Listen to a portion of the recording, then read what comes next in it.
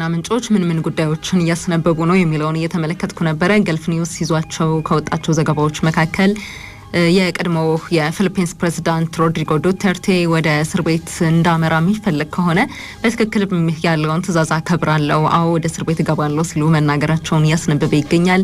ሮድሪጎ ዱተርቴ በስልጣን ዘመናቸው እጅግ አወዛጋቢ ተብለው በብዙዎች ይገለጹ የነበሩ መሪ መሆናቸው ይታወሳል። በተለይ ደግሞ በስልጣን ዘመናቸው ፊሊፒንስን ከእጽ ዝውውርና ከተጠቃሚዎችም ነጻ አደርጋለሁ የሚል አቋም ነበራቸው። ይህንን ተከትሎ አይሲሲ በእርሳቸው ላይ ማዘዣ አውጥቷል እየተባለ ነው። አሁን ላይ እርሳቸውም ይህን በተመለከተ ሲናገሩ ይህ የኔ ጣፈንታ ከሆነ ምንም ማድረግ አልችልም፣ እቀበለዋለሁ፣ ወደ እስር ቤት ማምራት ካለብኝ አመራለሁኝ ብለዋል። ይህንን ግን በምን አግባብ እንደሆነ ደግሞ ሰዎች ሊረዱ ይገባልም ሲሉ የእርሳቸውን ምክንያት በዝርዝር አስቀምጠዋል።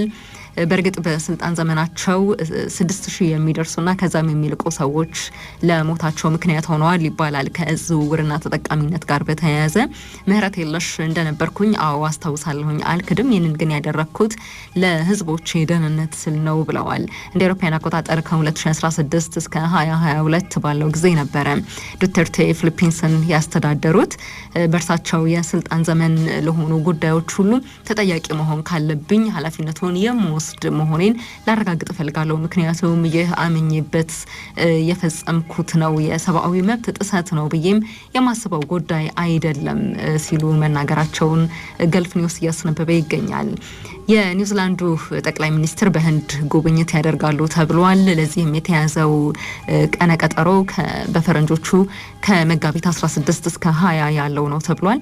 የህንዱ ጠቅላይ ሚኒስትር ናሬንድራ ሞዲ ባቀረቡላቸው ግብዣ መሰረት ነው የኒውዚላንዱ አቻቸው ክሪስቶፈር ሉክሰን በህንድ ጉብኝት የሚያደርጉት። በመረጃው መሰረት የኒውዚላንዱ ጠቅላይ ሚኒስትር በህንድ ሲገኙ ከህንድ ጠቅላይ ሚኒስትር ብለውም ከህንድ ፕሬዝዳንት ጋር በተለያዩ ጉዳዮች ላይ ይመክራሉ ተብሎ ይጠበቃል። በኒው ዴልሂና ሙምባይም እንደዚሁ ወደ ሀገራቸው ከመመለሳቸው በፊት ሰፋ ያለ ጉብኝት ይኖራቸዋል ነው እየተባለ ያለው። በተለይ ደግሞ ኒውዚላንድና ህንድ አንድ በሚያደርጓቸው የተለያዩ የእርስ በርስ የግንኙነት ምዕራፎች ላይ ይመክራሉ ተብሎ ይጠበቃል። በተለይ ኢኮኖሚያዊ ትስስራቸውን ለማጠንከርም ትልቅ ግምት የተሰጠው ጉብኝት እንደሆነ ከወዲሁ እየተነገረ ነው። የኒውዚላንዱ ጠቅላይ ሚኒስትር ሉክሰን እንግዲህ በህንድ ጉብኝት ሲያደርጉ ጠቅላይ ሚኒስትር ሆነው ጉብኝት ያደረጉበት የመጀመሪያ ጊዜያቸው እንደሚሆንም እንዲሁ እየተዘገበ ነው።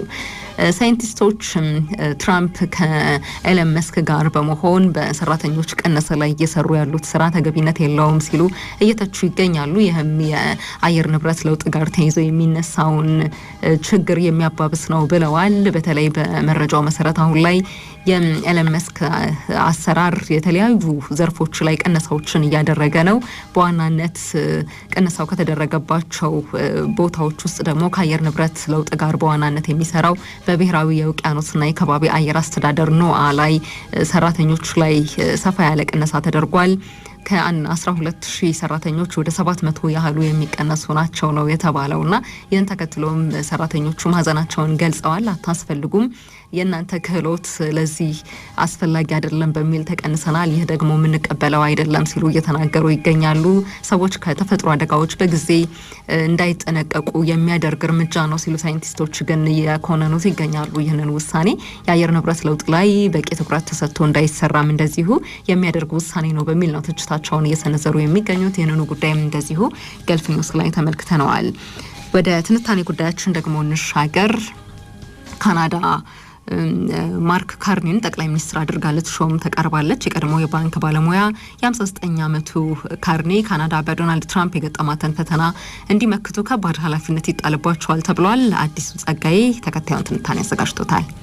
የካናዳው ሊበራል ፓርቲ የፓርቲው መሪም የሀገሪቱም ጠቅላይ ሚኒስትር እንዲሆኑ ዘንድ መርጧቸዋል።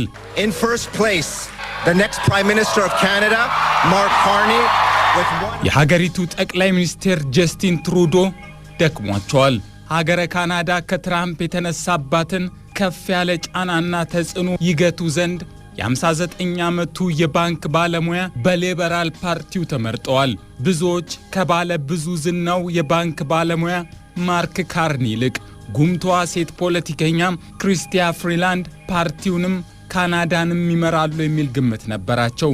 ሆኖም ግን ፓርቲው ከፖለቲካው ዓለም ጥንካሬ ይልቅ ሀገሪቱ ያጋጠማትን የኢኮኖሚ ፈተና ይገዝፋልና ለፖለቲካው ዓለም ሩቅ ለኢኮኖሚና ለባንክ ዘርፉ ቅርብ የሆኑትን ሰው መርጧል። የኒውዮርክ ታይምስ ጸሐፊ ማርቲያ ስቲቭስ ግሪኒፍ የካርኒ መመረጥ ከሀገሪቱ ተጨባጭ ችግርና ከዶናልድ ትራምፕ የሚመነጭ ነው ትላለች። የአሜሪካው ፕሬዝዳንት ዶናልድ ትራምፕ ይሁንም ብለው ከገፉባቸው ጠንካራ ፖሊሲዎች መካከል በካናዳ ላይ የተጣለው 25% ታሪፍ አንዱ ነው።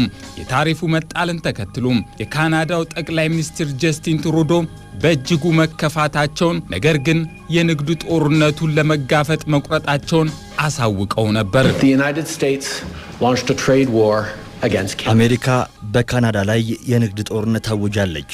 በቅርብ አጋሯና በወዳጇ ላይ ያልተገባ ውሳኔን አሳልፋለች። እኛ ካናዳውያን ምክንያታዊና ትሑቶች ነን፣ ነገር ግን ይህንን ከመታገል ወደ ኋላ አንልም። ነገር ግን የትራምፕ መምጣት ችግሩን አባባሰው እንጂ ጀስቲን ትሩዶ ቀድሞም ቢሆን ፈተና ውስጥ ነበሩ።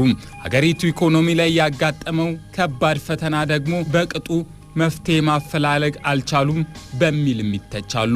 እርሳቸውም ከዚህ ትችት በኋላ በቃኝ ብለው መንበራቸውን ለማስረከብ ፈቃደኛ ሆኑ። በእድሜም በኢኮኖሚ ትንታኔም ለሚበልጧቸው ሰውም መንበሩን አሳልፈው ሊሰጡ ነው። ጠቅላይ ሚኒስትር እንደሚሆኑ የተነገረላቸው ማርክ ካርኒም የነገሮች ሁሉ ምስቅልቅል፣ የካናዳ ወቅታዊ ፖለቲካና ኢኮኖሚ ችግር ሁሉ አንድ ሰው ናቸው ሲሉ ጣታቸውን ቀስረዋል። There's someone who's trying to weaken our economy. አንድ ሰው ኢኮኖሚያችንን ሊያዳክም እየሞከረ ነው። አዎ፣ ዶናልድ ትራምፕ ነው። እርሱ በካናዳ ሰራተኞችና ቢዝነስ ላይ ያነጣጠረ ጥቃት እየፈጸመ ነው። ሆኖም ግን ፈጽሞ እንዲሳካለት አናደርግም። Cannot let him succeed. And we won't. የቀድሞ የብሪታንያ ባንክ ኃላፊ እንዴት የካናዳ ጠቅላይ ሚኒስትር ሆኑ ሲል በሐተታው ያስነበበው ቢቢሲ ስለ ሰውየው ጥቂት ነገሮችን ያነሳል። የብሪታንያ ባንክ በ300 ዓመታት ታሪክ ውስጥ ብሪታንያዊ ያልሆነ ሰው የባንኩ ኃላፊ ያደረገው ማርክ ካርኒን ብቻ ነው። ይህንን ያዙልኝ። ዓለም በአውሮፓውያኑ በ2008 በኢኮኖሚ ቀውስ ውስጥ በነበረችበት ጊዜ በካናዳ ባንክ ላይ ከፍተኛ ፖሊሲና የአሰራር ማሻሻያ በማድረግ የሀገሪቱ ኢኮኖሚ እንዲያገግም ከፍ ያለ ሚና ነበራቸው። የካናዳ ማዕከላዊ ባንክ ላይ የነበራቸው አበርክቶም ቀላል አልነበረም። ካርኒ ከግዙፉ ባንክ ጎልድማን ሴንቼዝም ጋር ከኒውዮርክ እስከ ቶኪዮ ተዘዋውረው ሰርተዋል። በዚህ ላይ የኦክስፎርድ 3ኛ ዲግሪ ሲታከልበት ካናዳ እርሳቸውን በዚህ ጊዜ ለምን ጠቅላይ ሚኒስትር ለማድረግ እንደፈለገች ግልጽ ይሆናል። ካናዳ ከአሜሪካ ጋር የገባችበትን የንግድ ጦርነት እንዲሁ በግብታዊነት ማሸነፍ እንደማትችል በቀላሉ መመከትም እንደማይሆንላት ገብቷታል። የሀገሪቱ ሊበራል ፓርቲም ይህ ግልጽ ሆኖለታል።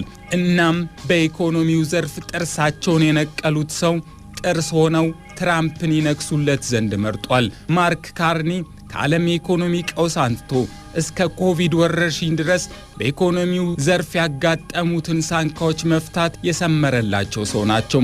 ለትራምፕ የታሪፍ አርጩሜም መፍትሄ እንደሚያፈላልጉ እርግጥ ይመስላል። ሊበራል ፓርቲም ትሩዶን በሞቀ ሁኔታ ሸኝቶ ካርኒን ተቀብሏል። ካርኒም ሀገራቸው ካለችበት በርካታ ውስብስብ ችግሮች ጋር ወደፊት ለማዝለቅ እታገላለሁ ብለዋል። የካናዳ የፖለቲካ አቅጣጫ በአሜሪካ ያውም በአሜሪካው ፕሬዝዳንት ዶናልድ ትራምፕ አቋም መቃኘቱ ግን ያስከፋቸው አልጠፉም። የካምብራ ዩኒቨርሲቲ ፖለቲካል ሳይንስ ፕሮፌሰሩ ሁዝ ሃችማን እንደሚሉት ሀገሪቱ የዶናልድ ትራምፕ የታሪፍ ጭማሪ ወቅታዊ እንደሆነ መረዳትና በንግድ ዲፕሎማሲ ቋንቋ ለመፍታት መታገል ይኖርባታል ይላሉ። እንደ ፕሮፌሰሩም ካናዳ ያለችበት የኢኮኖሚ ሁኔታ አሳሳቢ ቢሆንም የትራምፕን የታሪፍ ውሳኔ ተከትሎ ከፖለቲካው ይልቅ ወደ ኢኮኖሚ ዘመም ሰውንም መሾም ተገቢ እንዳልሆነ ያነሳሉ። ትራምፕ ከታሪፍ ባሻገር ካናዳን የአሜሪካ 51ኛ ግዛት የማድረግ እቅድ እንዳላቸው ተናግረዋል። ይህ ከየትኛውም ጉዳይ በላይ የሚያሳስብ መፍትሄም የሚያስፈልገው ነው ይላሉ ፕሮፌሰሩ። እናም ለዚህ ደግሞ በፖለቲካው ዓለም በዲፕሎማሲው መንገድ ከፍ ያለ አቅም ያለው ሰው ያስፈልጋል ባይ ናቸው። ያም ተባለ ግን ካናዳ የሊበራል ፓርቲው መሪ ከትራምፕ ውሳኔዎችና የታሪፍ ጭማሪዎች ያስጥሏቸው ዘንድ መርጧቸዋል።